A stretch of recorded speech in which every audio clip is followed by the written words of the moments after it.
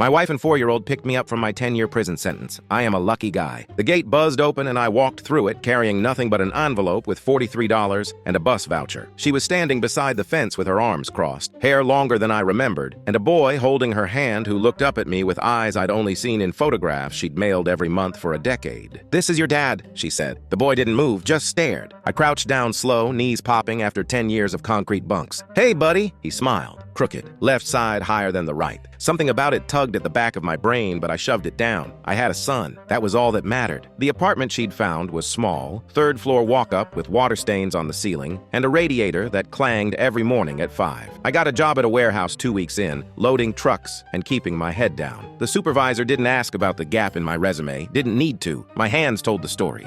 At night, I read to the boy. Picture books about trains and dinosaurs. He'd curl up against my side and fall asleep before the last page, and I'd sit there not moving, afraid if I shifted, he'd wake up and realize I wasn't real. My wife moved through the apartment like a ghost, made dinner, folded laundry, answered questions with one word when she could. I asked her once about the first year, what it was like when he was born, and she said it was hard and walked into the bedroom. I didn't push. She'd waited. That was enough. 3 months in, my brother showed up at the door with Chinese takeout and a grin that hadn't changed since we were kids. "Heard you were out." "Yeah." He pushed past me into the kitchen, setting boxes on the counter. "Place is cozy." The boy was sitting on the couch watching cartoons. My brother looked at him for a long time. Too long. "He's getting big," he said. "Kids do that." "What grade's he in now?" "Kindergarten." "Public school?" "Why?" He shrugged. "Just asking. You got a bedtime routine? Structure's important at that age." I stared at him. "You got kids I don't know about?" "Nah, just saying." He opened a container of lo mein and started eating with his fingers. "You doing okay? Need anything?" "We're fine." He stayed for an hour, asking questions that felt like they had weight I couldn't see. When he left, my wife was standing in the hallway with her arms wrapped around herself. "What did he want?" she asked. "Nothing, just checking in." She didn't look convinced. I kept working, kept reading bedtime stories, kept pretending the crooked smile didn't remind me of my brother at 7 years old,